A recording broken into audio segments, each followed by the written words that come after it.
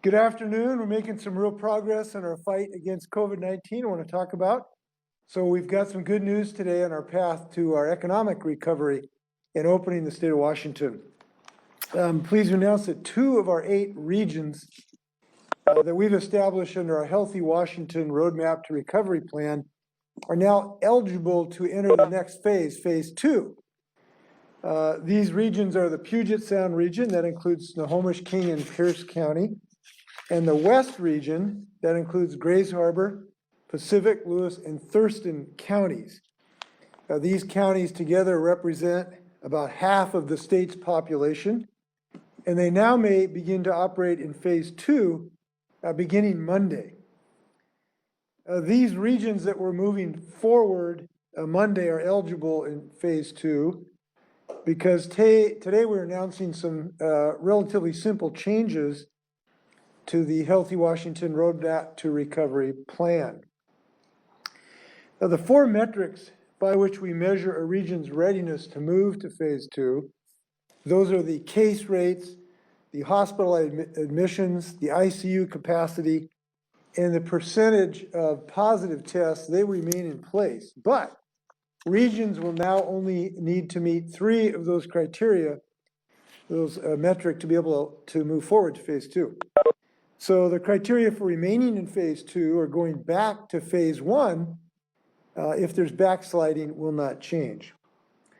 So good news, overall, our case trends are declining and our hospital capacity is easing. This is good news.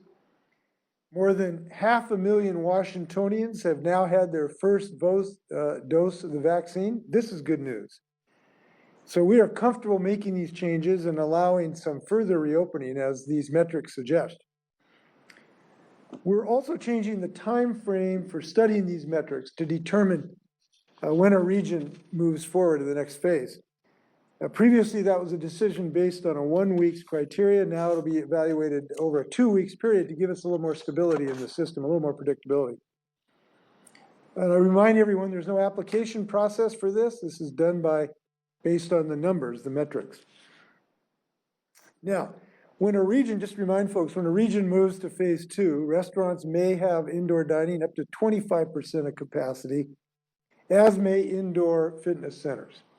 In phase 2, sports competitions may resume with limited spectators, and wedding and funeral ceremonies can increase their capacities above current limits. And you can find what phase of region you're in and how your local metrics work are progressing by going to the Department of Health website, doh.wa.gov. By the way, on the competitive and the athletic part, I should clarify that there's specific rules for a school-based competition. What I just talked about has to do with non-school-based competition. So we certainly like our progress we've recently made bringing down COVID activity. And so these are some promising signs that we're heading in the right direction. The good news is that the R0 number, this is the number that the epidemiologists use to determine how many people we infect. We hope now is below 1 in both eastern and western Washington. But the bad news is that this trend is in a precarious spot. It's in a high level to start with. So if we relax too much, we could be back into the horrific days of exponential growth. So we've got more work to do. We've got more diligence we need to show. We've got more persistence we need to demonstrate. Here's another good news. This morning I went to Clark County and visited one of our new mass vaccination sites at Ridgefield in the county fairgrounds. And I was really impressed by the work that's going on there. There's been such a great consortium of multiple organizations. The National Guard, the folks who are doing both vaccinations and logistical work, Safeway, the fairgrounds folks, other local communities are pitching in, UFCW. And this is working really well. They've already vaccinated a couple days, 700 people a day. In some of our other sites, they're up to 1,000 a day. All combined, these have done just under 4,000 a day in the last couple of days per day. We've also have the National Guard that are doing mobile clinics. So we want to be able to get the people who might have difficulty getting into a site we go out to them, and the National Guard went out to Panorama Point yesterday and did, I think, about 570 vaccinations right where people live. And we intend to continue that. So our vaccination rates are going up dramatically. We were at about 13,000 a day just a week or 10 days ago. We did just under 40,000 a day this weekend, Saturday and Sunday. And so we're making really rapid progress on our capacity. There's been now about 545,000 doses that have been administered, and we want to see these trends continued. I want to thank everybody for their diligence in growing this vaccination capacity. Pharmacies are pitching in now. Pharmacies are using their appointment system, which work well. And I just want to thank everybody who has stood up this new capacity. Now, we've got to recognize a reality, though. Right now, we've got a lot more people that would like the vaccine than doses exist to be available. To put this in perspective, we've got about 1.7 million Washingtonians who today could be eligible for the vaccine, 1.7 million. But we're only getting just a bit over 100,000 a day from the federal government. So the limiting factor right now is the amount of doses that we can get from the federal government. And we really look forward to when those go up. We're very pleased that President Biden will be ordering hundreds of millions of additional doses that previously were not contracted for. And we're very happy that our doses have gone up 16%. But if you do the math, a lot of folks will not have access because we got 1.7 million people who need it, and we're only getting 100,000 a week. So we know this, there are days ahead where we're gonna have to grit our teeth and do everything we can to accelerate this rate of dosage production.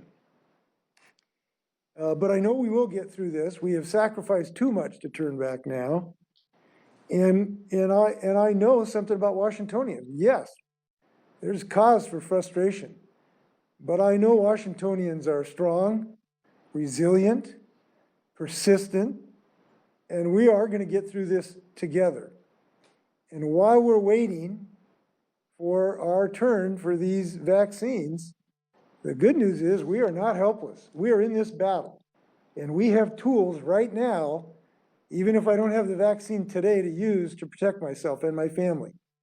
And that's a mask, it's social distancing, it's being careful.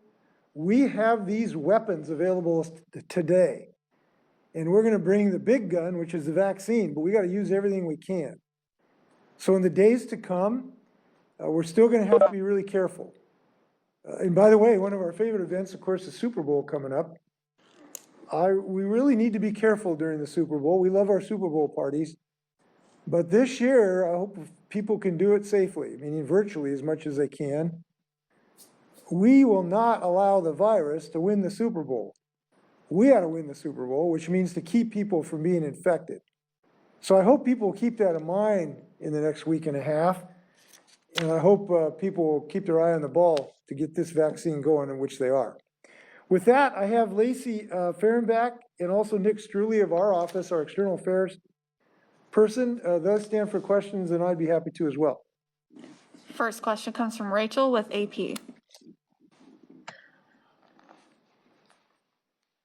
Governor, I'm hearing from people who have gotten their first dose of the vaccine, but were told they couldn't make an appointment for their second dose, and they're running into numerous roadblocks trying to ensure they can get an appointment somewhere that offers a vaccine from the same manufacturer. So what's being done to ensure people are able to get that second dose within the established time frame? Lacey, do you want to talk about that, or Nick? One or both? Thanks for the question, Rachel. So we are working here at the Department of Health and with our providers to make the customer experience for vaccines a more seamless, customer-friendly process. That includes getting your first dose, and there is a lot of effort and energy around getting the many people eligible in 1B1 their first dose of vaccine, as well as their second dose. Some providers are able to book their appointments several weeks out. Others do it closer to the date. And so, that could be through a recall system where they will send you a text or email. It could be also through the phase finder system or otherwise. So we encourage, whether you are working on your first dose or second dose, please be patient. We know that Washingtonians are eager to get vaccinated. We want people to get vaccinated as quickly as possible. With the supply chain limited, the providers and we are facing these challenges with overwhelm of registration systems compared to the supply of vaccine that is coming in. And so it's taking some extra tries, both on the provider part and on the public's part.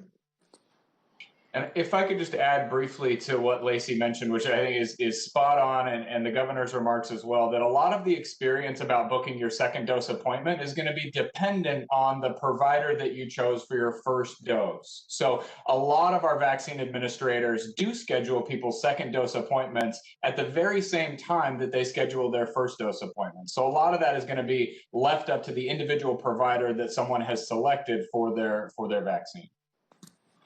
I might add that we hope this will improve in the upcoming weeks because the Biden administration has told us that we have doses now for 3 weeks. This is really important because up till now, we have not been able to give people predictability more than just a few days ahead of time as to what doses would be coming into the providers. So with this increased level of predictability, we hope that this will allow providers to be a little more confident in their scheduling moving forward. Next question comes from Joe with the Seattle Times. Governor, two-part question. Since this is a two-phase plan and we're mostly talking about counties moving to phase 2, the regions, do you envision this being the framework sort of then through the spring here? Or do you have a sense that if public health metrics improve and vaccinations go up in the next few months, that you might be able to add looser restrictions or create a new framework? And the second question is, we've had serious delays with some of your agencies on public records requests, including the Employment Security Department and the Health Department. These are public agencies' decisions affect people in real time, but disclosure of calendars and emails is often being delayed by months and months. Are you okay with that situation? And if not, what do you intend to do about beefing up their abilities to speed up public disclosure? Well, as you know, we're really committed to transparency, and this is important in our administration. I just heard about this frustration actually a couple hours ago, and I'll look into it. We would want to find a way to give your organization, all organizations, as much information as we can on a timely basis. I am going to look into this. We don't want people to wait on months in these emergency situations. So I hope we can discuss improvements with you in the near future. Fortunately, I don't think my office, the governor's office, has had that difficulty, but we want all our agencies to be successful. So we'll have some more discussion with you about that. We want you to have information on a timely basis. The probabilities is going forward in the spring, anything is possible. We could have an extraordinary run of, good fortune, and the numbers continue to go down, and the vaccine, production goes up dramatically, and we accelerate our reopening. It's also possible that we remain in status quo, and it's also possible, that things go backwards. So the best way I can answer is, we hope we catch a break from Mother Nature. We hope that the production of vaccines will improve dramatically. We hope that people will be careful, as I've talked about, Super Bowl parties and otherwise, and hopefully those things are going to work out. Next question comes from Drew with King 5. Good afternoon, Governor. While this is some good news for a lot of folks, people, particularly on the east side of the state and the southwest part of the state, now have to wait at least 2 weeks before moving up. Why not go week to week? Why make folks wait at least another 2 weeks before they could potentially move to phase 2? Well, so we can give them more predictability and even things out. It goes both ways too, right? So if you have a bad week, and if we just have a week's evaluation, that means you might have to go backwards just because of one bad week. So this works both ways. We thought a 2-week period is more realistic to give people a more stable way to look at what real trends are occurring. The issue of where these areas opened up, look, it was just the numbers. The numbers tell the tale. we have set the metrics and the numbers have differentiated from region to region. So this is a bit on automatic pilot. The numbers will make a decision. Essentially, we will not. We obviously hope everybody can progress. Next question comes from Sarah with McClatchy. Yeah, my question is about the data on the roadmap to recovery dashboard. If you look at it right now, it has data updated as of January 22nd, but a couple of those metrics only include data complete through January 2nd or January 9th. And can you just provide an explanation for how these decisions are made on a weekly or now biweekly basis when the data is lagging to that extent? And if there are any kind of efforts to get that complete data sooner? Well, I can tell you, we're going to make decisions on the best data we have. And the most recent data we have, we can't do anything other than that. Lacey, do you want to talk about any changes in our data system? Sure. And one thing I want to clarify is that the public-facing dashboard is going to be updated while we're on this press conference, probably around 3 o'clock.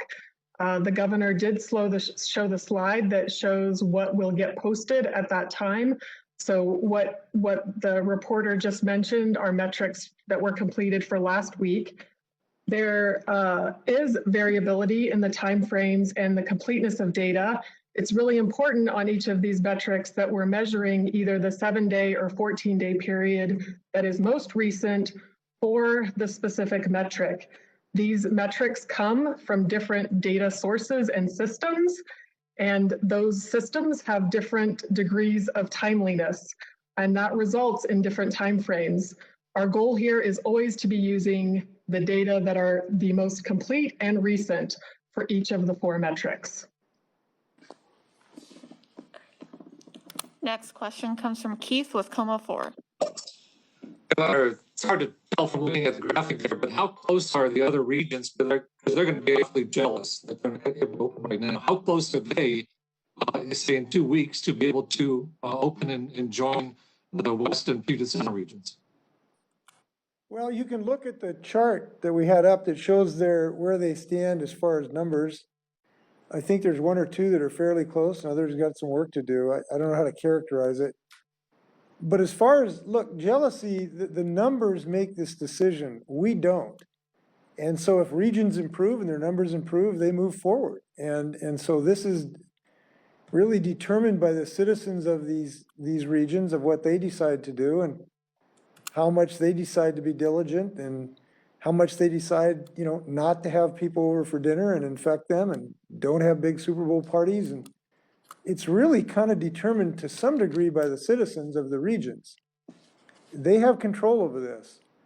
Now the virus plays a role as well too, but in the environment, but it's kind of up to us at this point on how much progress we show.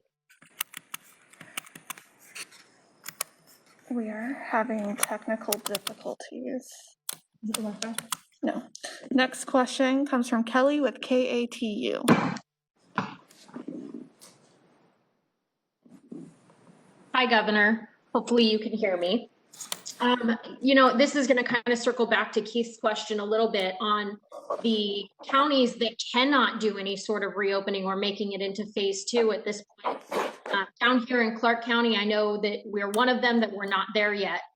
But you say it's up to the numbers, but also these decisions and restrictions have been made by you in the governor's office. So there are businesses down here who say they are suffering and they can't sustain this way, though especially in restaurants, spread is minimal. What do you say to them who are still being kept from reopening in any sort of capacity because of the numbers? I'm saying that what we have in Washington State has worked and is working. The kind of decisions that we have made to date have been proven by the evidence to be well justified, both by science and experience.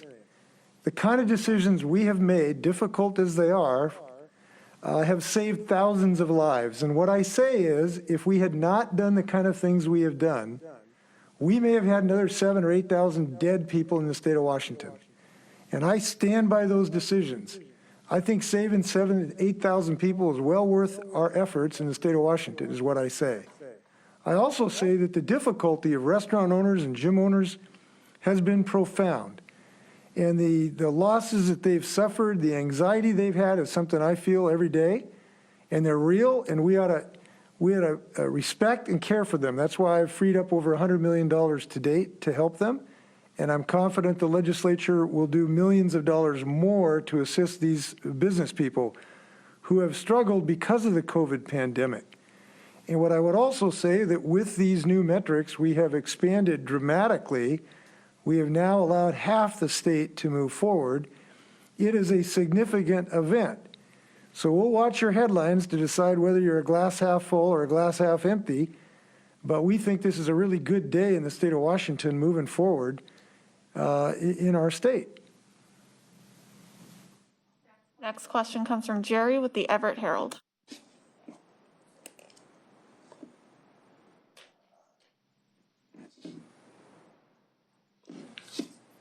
Jerry, are you with us?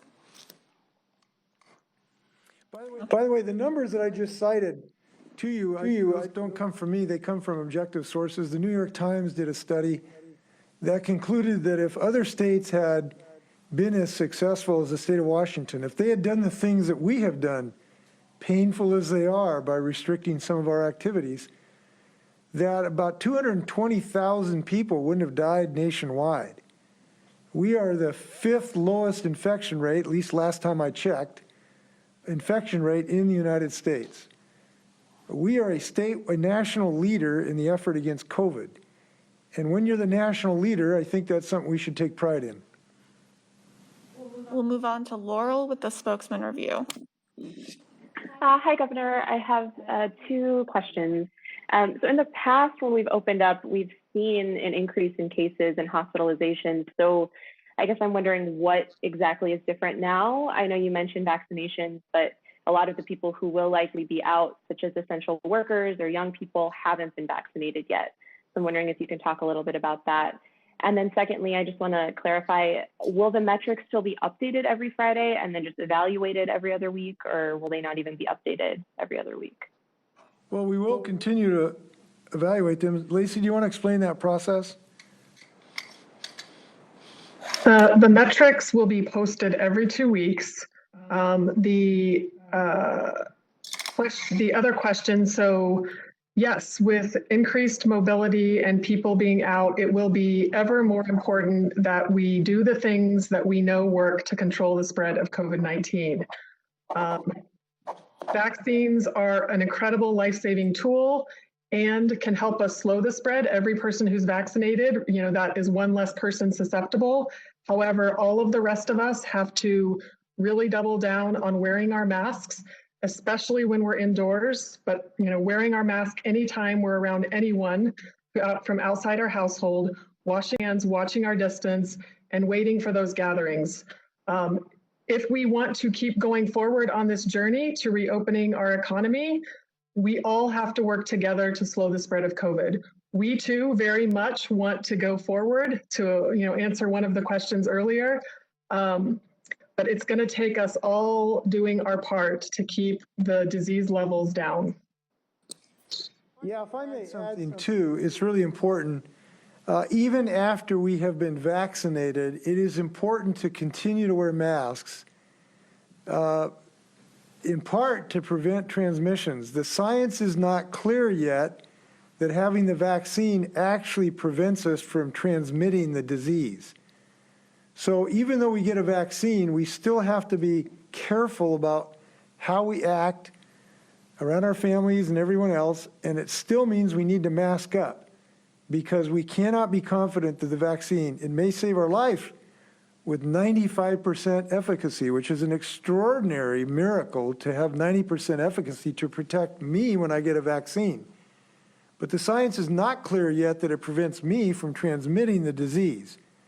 So all of us have to remain diligent. And, the presence of the vaccine is a significant reason that we have taken this step today, because 89% of the fatalities are amongst the group that we are now vaccinating. So we've got a tremendous tool to wrap our protective arms around the people who otherwise could lose their lives. And that has enabled us to some degree to take this step. but we obviously have more work to do. And I kind of like to look at it like this. Look, we got into a lifeboat a year ago. We all got in the same lifeboat, and we've been rowing really, really hard under a hot sun. And like you see the island, that's your salvation. We're getting closer to it, but I would say we got to row harder now, not easier, because, you know, there's a temptation to give up when you get close, but we got to row harder now to make sure that we get there together.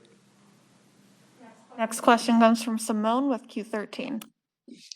Thank you, Governor. You talk a lot about right now, the numbers now being on autopilot when it comes to reopening and whether the regions can make those metrics or not.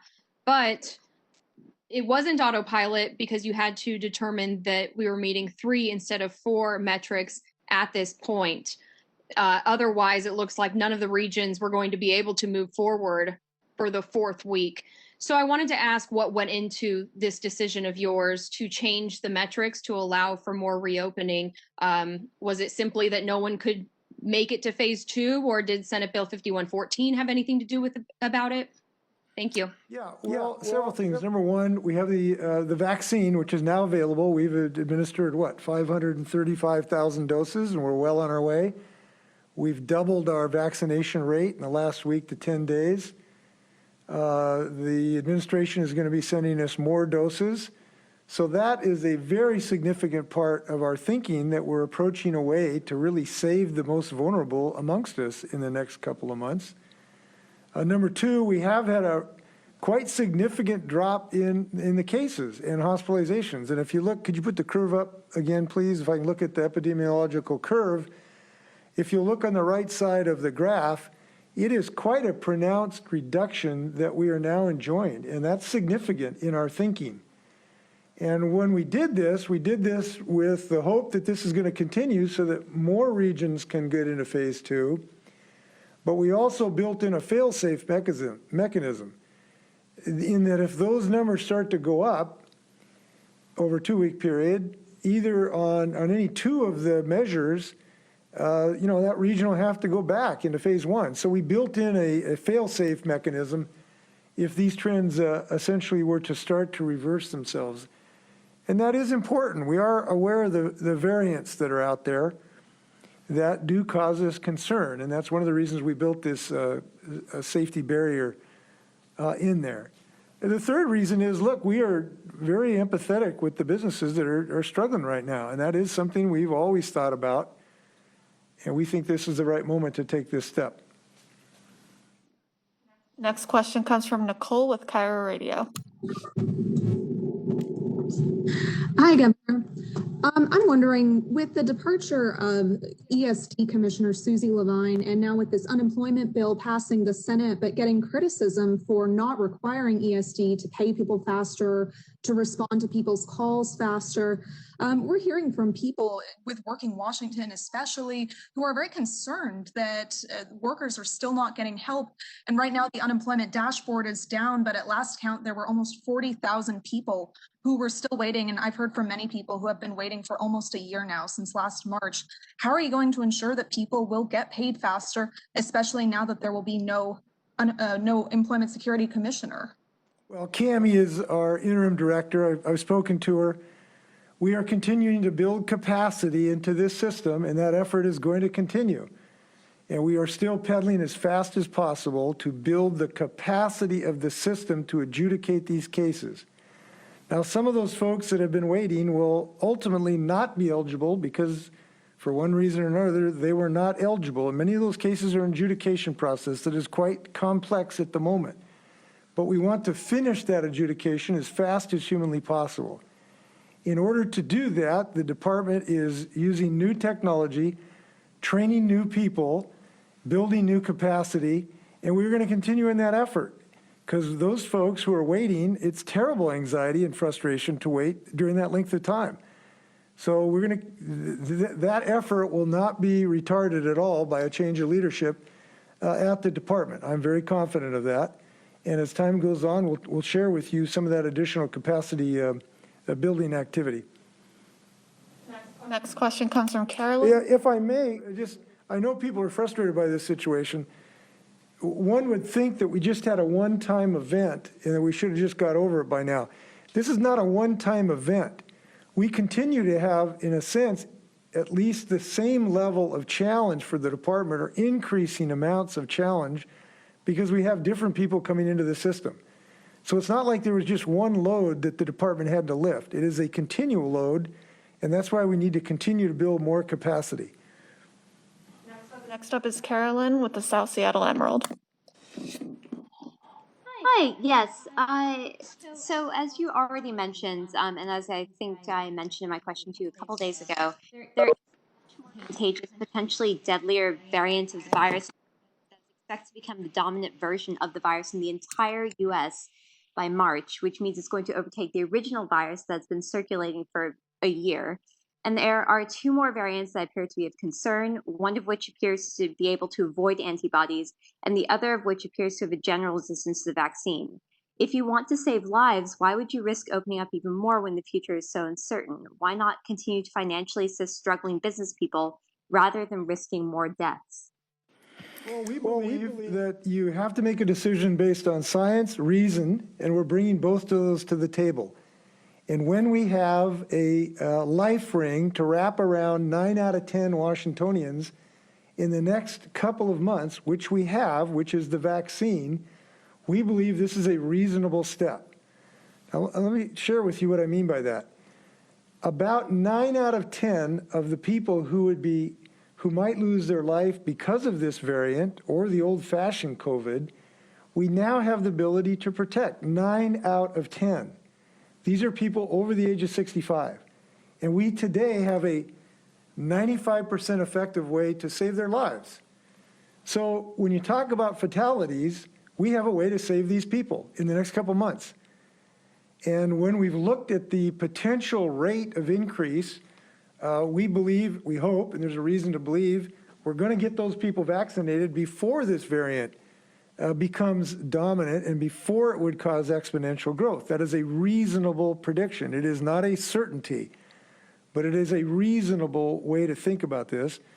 We've talked to the Institute for Disease Modeling just a couple days ago about this, comparing our situation to where the variant has been in various other countries. So we've looked at this very carefully to look at the time where we can get people vaccinated who might die compared to when these variants could get here. And we're hopeful. Now, here's the other thing. If these variants get here big time and we start experiencing exponential growth, you know, with the safety we've brought into this system, we'll go back into a safer zone in a heartbeat. So we have built in a way to cushion against that potential eventuality. That's the reason we're doing it. We have time for 2 more questions. Next question comes from Casey with KREM.